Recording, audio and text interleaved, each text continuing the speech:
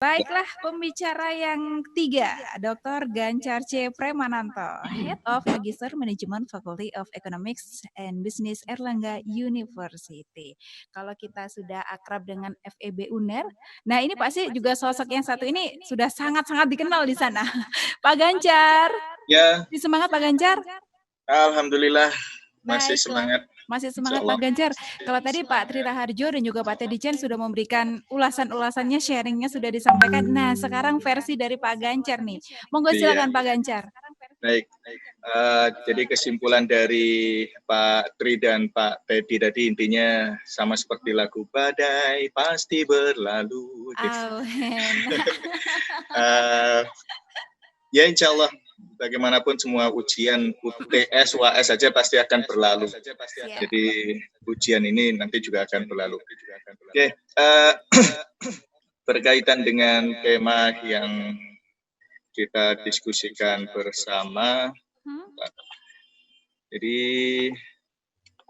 kita juga jangan lupa untuk mendiskusikan tentang ini. Diskusi kita kan tadi juga ada masalah donasi, Mbak Ivana.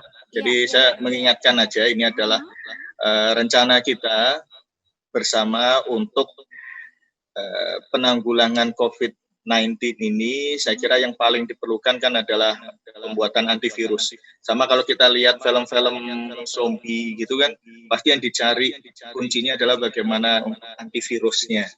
Nah ini kita juga salah satu yang mungkin juga perlu donasi adalah bagaimana riset-riset yang berkaitan dengan antivirus ini bisa jadi juga butuh dukungan juga.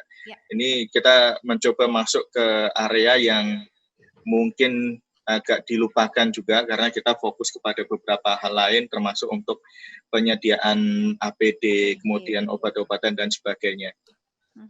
Ya, jadi ini mengingatkan Bapak Ibu bagi yang tertarik untuk bersama-sama nanti memilih apakah melalui Mandiri, BNI, Mandiri Syariah dengan menambah nilai Rp25 di belakang. Ini ada contohnya. Dan nanti bukti transfer dikirimkan ke ini untuk kontak WhatsApp grupnya Infobrand ya Pak Tri ya. Jadi dikomunikasikan ke Infobrand nantinya. Ya. Oke, baik. Ya terima kasih Pak Tri. Oke, berkaitan dengan materi hari ini kita mendiskusikan bahwa saat ini salah satu yang diperlukan itu memang adalah sebuah inovasi dan berita gembira sudah banyak muncul, yaitu disampaikan bahwa saat ini telah lebih dari 130 kandidat untuk terapi dan juga 80 kandidat vaksin yang dipertimbangkan dapat digunakan untuk menanggulangi masalah COVID-19 ini. Nah, kita harapkan nanti salah satu, salah dua, salah tiga, atau apa nanti yang memang bisa sukses untuk menghadapi COVID-19. Dan beberapa pengobatan tradisional kan juga sudah bermunculan. Dan ini, saya merasa ini bisa menjadi salah satu peluang bisnis juga. Ada yang bisa jadi memanfaatkan itu menjadi peluang bisnis untuk memunculkan produknya. Kita selama masa COVID ini kan ada banyak booming, ada banyak entah berita-berita yang diviralkan, apakah empon-empon jahe itu sebagai alternatif untuk pengobatan, kemudian vitamin C itu muncul juga sebagai salah satu alternatif, dan saya juga pernah melihat ada permen untuk tenggorokan itu juga memunculkan brandnya bahwa ini bisa menjadi salah satu solusi dan itu menjadikan pembelian di retail menjadi sangat tinggi sekali. Jadi panik buying itu memang terjadi dan itu menjadi salah satu hal yang peluang yang disampaikan oleh Pak Tri bahwa di balik bahaya itu bisa jadi ada peluang yang muncul. Nah, berita-berita yang juga muncul di berbagai media adalah ya memang seperti yang disampaikan oleh Pak Teddy juga. Di sini masalah tourism, kemudian dunia transportasi, kemudian dunia hospitality, retail, restoran itu juga mengalami permasalahan serius sehingga mereka juga melakukan aktivitas shutdown untuk operasinya. Jadi karena penurunan bisa mencapai bahkan untuk airlines ini memotong jalur untuk penerbangannya dan rute-rutenya dipotong hingga 50% karena penurunan penumpang. Ini memang berita-berita yang terjadi berkaitan dengan bisnis yang memang mau tidak mau harus kita hadapi. Nah, tapi di sisi lain kita juga melihat bahwa setiap terjadi suatu masalah, terjadi krisis, pasti ada yang mendapatkan keuntungan dan ada yang masih mendapatkan kesulitan, bukan kerugian yang benar-benar itu sesuatu yang mematikan, tapi ini memang kita seperti dunia yang berputar, roda yang berputar, memang ada kalanya kita diuntungkan, ada kalanya dia. Ini secara umum ini kita bisa mengganti Egypt-nya di sini, Mesirnya di sini, karena ini juga bisa dilihat untuk seluruh sektor, bahwa yang mengalami kelusuan tadi memang dunia turisme, kemudian penerbangan, konstruksi, ini mengalami lampu merahnya di sini. Tapi kemudian ada yang lampu kuning dan edukasi termasuk yang lampu kuning di sini. Tapi juga ada yang menikmati keuntungan yang di dunia ICT seperti Zoom tiba-tiba melonjak. Dan kemudian yang bergerak di bidang medis, nah ini tetap bisa survive di sini, bahkan lonjakannya sangat tinggi sekali. Nah, jadi kami yang di MM ini mewakili yang di dunia edukasi ini, yang kita berada di wilayah kuning. Nah, ini kita akan juga menceritakan hal yang berkaitan dengan buku ini. The future is faster than you think. The future come faster than we can predict. MM setahun lalu itu ketika kita rapat dosen, kita ada permintaan dari berbagai daerah untuk membuat kelas di Jakarta, membuat kelas di luar Surabaya intinya. Nah, ketika kita merapatkan dengan para dosen dan pengelola, yang kita belum siap nih dari sumber daya manusia untuk kemudian kita masuk ke beberapa wilayah itu kita belum siap. Yang paling bisa kita lakukan saat itu adalah e-learning. Nah, cuman setahun lalu kita mendiskusikan e-learning ini masih belum bisa kita siapkan. Nah, ternyata tiba-tiba di awal tahun dan di Maret ini tiba-tiba setelah UTS, bahkan ketika UTS kita harus melakukan aktivitas yang sifatnya harus e-learning semuanya. Bahkan ujian pun harus e-learning.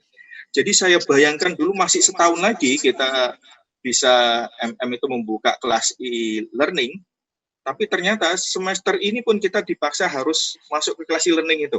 Lebih awal sudah bisa dilakukan. Lebih awal. Dan ini ada cerita juga mahasiswa itu di awal tahun itu dia menghadap saya, Pak, saya dipindah ke Jakarta nih. Nah, ketika dipindah ke Jakarta, maka nanti bagaimana kuliahnya? Nah, ya saya juga tidak bisa memberikan solusi untuk itu. Kalau dia pindah ke Jakarta, kuliahnya ya bisa jadi dia tiap akhir minggu ya harus kembali ke Surabaya untuk kuliah akhir pekan. Itu salah satu solusi yang bisa dimunculkan. Nah, ternyata setelah UTS ini, kita harus melakukan pembelajaran e-learning. Nah, ini kan berarti menjadi blessing in disguise bagi mahasiswa tersebut. Bahwa dia bisa kuliah walaupun dia berada di Jakarta. Yes. Nah, ini yang menjadikan bahwa bagaimanapun ada yang merasa diuntungkan dan ada yang merasa dirugikan dari semua kondisi apapun yang terjadi.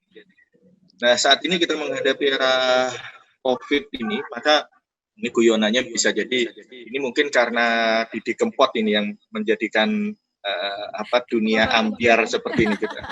Jangan-jangan ini konspirasi dari sobat ambiar untuk membuat kondisi ini menjadi tidak terkendali.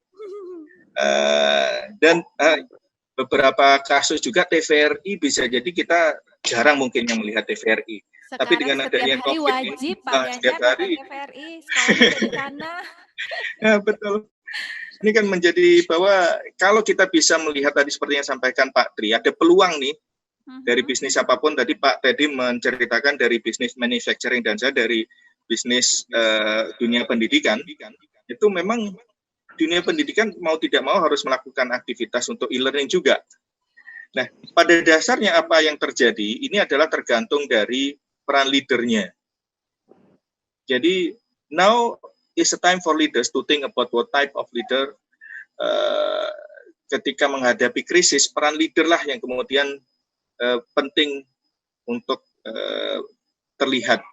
Di saat ini, pemimpin seperti apa yang kemudian harus muncul adalah pemimpin yang memang dia harus memperhatikan karyawannya atau kemudian bawahannya yang paling rentan, yang paling termarginalisasi. Nah, pemimpin seperti inilah yang kemudian memang kita harapkan bahwa dia harus bisa muncul untuk membela mereka yang posisinya paling rentan. Nah, tantangannya adalah seperti itu. Maka apa yang harus leaders lakukan? Jadi harus mempersiapkan staff, lecturer, student, mempersiapkan sistem. Dan juga pada dasarnya di era saat ini, seperti yang sampaikan Pak Teddy juga, kita harus membangun kolaborasi, networking. Kita tidak bisa berjalan sendirian nih. Kalau kita, tadi ada pertanyaan yang muncul juga di forum chat, apa yang harus dilakukan di saat ini, karena mereka yang tadinya bergerak di pasar atas pun sekarang turun ke bawah juga. Nah, di era saat ini kita tidak bisa membatasi bahwa yang atas saja, kita itu urusan bawah. Bahwa dalam era krisis yang atas pun bisa jadi masuk ke pasar yang bawah. Nah, maka apa yang harus dilakukan oleh pasar yang bawah? Dia harus tetap bisa membuat diferensiasi. Dia harus kemudian membuat kolaborasi, membangun relasi dengan siapapun yang kemudian bisa dibangun. Nah, ini adalah era di mana kita dengan rebahan sekalipun, kita kan berada di rebahan nih. Jadi kaum rebahan nih sekarang ini. Kaum rebahan, dan bagaimana dengan rebahan pun kita bisa menjalin. Ya.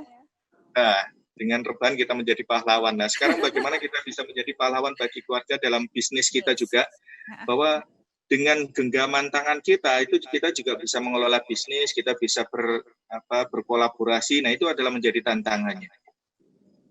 Nah, ini apa yang sudah kita lakukan juga, bahwa kita membuat dengan apapun yang kita miliki, grup-grup WhatsApp grup kita aktifkan agar diskusi kita akan kuliah apakah dengan Rubik button, ataukah dengan Zoom, ataukah dengan apapun, nanti kita sudah diskusikan lewat grup WhatsApp ini. Bahkan kalau hanya sekedar membuat video, jadi dosennya membuat video untuk dilihat oleh para mahasiswa, nah itu kita bisa diskusikan di sini. Nah, dengan para staf kita juga jalin komunikasi untuk kesiapannya, apa yang harus dilakukan. Kemudian ini di rumah saya juga menyiapkan ruangan, ini yang di belakang saya ini adalah ya ruangan ini. Jadi kita menyediakan ruang kelas sendiri di rumah. Jadi ruang kuliah dari rumah itu kita coba siapkan, dan dari sini saya bisa membuat media-media pembelajaran, ada membuat lagu juga dari tempat kecil inilah. Nah, jadi yang menjadi mahasiswanya adalah boneka-boneka ini. Kita juga membuat persiapan kepada para mahasiswa, pada para dosen dan mahasiswa, bahwa membuat riset itu juga bisa dilakukan dengan gadget yang kita miliki. Jadi big data analysis itu harus kita munculkan di situ. Kita tidak perlu kemudian menyebarkan kuesioner dengan keliling, tapi dengan Google Form, kemudian dengan big data analysis kita sudah bisa mengumpulkan data. Nah, ini yang memang harus kita efektifkan selama masa persiapan itu. Kemudian IT juga kita persiapkan. Kami di untuk mempersiapkan masa untuk e-learning, kita sudah masuk nih bahwa Universitas Airlangga ada membuat aula. Aula itu adalah singkatan dari Airlangga University E-Learning Application. Dan kita juga sudah menyiapkan di situs sendiri ada virtual library. Jadi perpustakaan ruang baca kita itu sekarang sudah kita tiadakan lagi. Jadi kita harapkan mahasiswa sudah berpindah, kalau mau mencari materi adalah ke virtual library sini. Katalog-katalog tentang tulisan-tulisan kakak tingkatnya itu semuanya bisa dicari di virtual library. Jadi perpustakaan sudah kita masukkan semua ke sini, template-template, buku pedoman penulisan tesis dan sebagainya itu juga kita masukkan di situs kita. Sehingga dengan melihat situs harapannya masalah jadwal dan sebagainya sudah bisa dimunculkan di sini. Bahkan kita sudah mempersiapkan untuk SOPP itu adalah untuk persiapan publikasi dan tesis dan sebagainya masuk ke sana. Untuk publikasi seminar pun kita sudah mempersiapkan untuk membuat e-seminar juga saat ini, dan kita sedang mencoba mengembangkan itu. Jadi memang persiapan harus dilakukan. Dan networking ini menjadi contoh kita hari ini, bahwa antara Smart FN, Infobrand, dan kemudian dengan Changken, kita berkolaborasi ini. Di IBN kita berkolaborasi, bahwa ketika ada masalah kita saling mencari solusi. Kita tidak bisa hidup dengan sendirian saja, tapi bagaimana memanfaatkan teman-teman yang kita miliki untuk sama-sama tumbuh. Nah, ini adalah tantangan kita di masa sekarang ini, maka saya malah bersama teman-teman bisa mengadakan berbagai seminar. Di bulan April ini alhamdulillah ada 5 webinar yang sudah kita persiapkan untuk mahasiswa dan untuk umum. Jadi apakah tentang memperingati Hari Kartini, kemudian berkaitan dengan CSR, berkaitan dengan Hari Konsumen dan Hari Bumi, semuanya sudah kita buatkan acara-acara. Mei nanti juga sudah ada acara yang kemudian kita lakukan. Siap. Kolaborasi nanti juga masih dengan sudah kita buat. Gancar? Oh iya, dengan Smart, karena Smart juga kita lihat sudah mempersiapkan diri untuk ada 3O kan, triple O. Jadi bukan hanya on air, tapi offline juga bisa, dan kemudian on air, offline, online. Nah, itu kan sudah dilakukan, dan ini adalah pembelajaran kita bersama juga, bahwa aktivitas kita berzoom ria ini, webinar ini, kemudian juga di YouTube channel juga muncul, ada streamingnya. Maka ini adalah hal yang memang bisa kita kolaborasikan bersama. Pembelajaran mahasiswa juga butuh aktivitas seperti ini nantinya. Jadi ini akan berkelanjutan. Ini dengan, kalau di masa lalu kita harus mengundang tamu asing datang, dan ini artinya ada pembiayaan transportasi, akomodasi, juga masalah waktu juga kita harus lihat-lihat.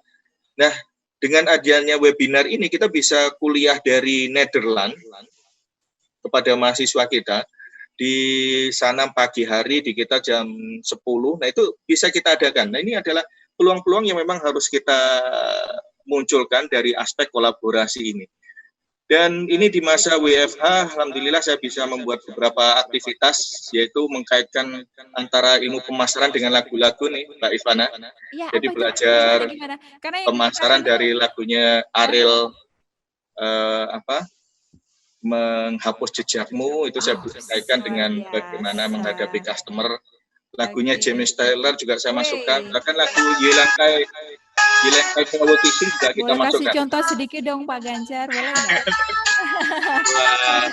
Ini aransemen lagunya keren nih Pak Dari mana ini backsoundnya ya? Ya misalnya lagu dari Yelangkai Competition kan, Iwan Wo Ai Niyo Tosen Wo Ai Niyo. Ini lagu lain lagi Ramadan Tiba. Ini backsound dari Ramadan Tiba. Menyambut Ramadan Pak Gancar. Ya, jadi Yelangkai Competition itu kita kaitkan dengan bahwa kalimatnya kan berkaitan dengan ini, bahwa engkau bertanya, Niwen, Ai, Niyo, Kosen, dirimu bertanya berapa dalam cinta aku.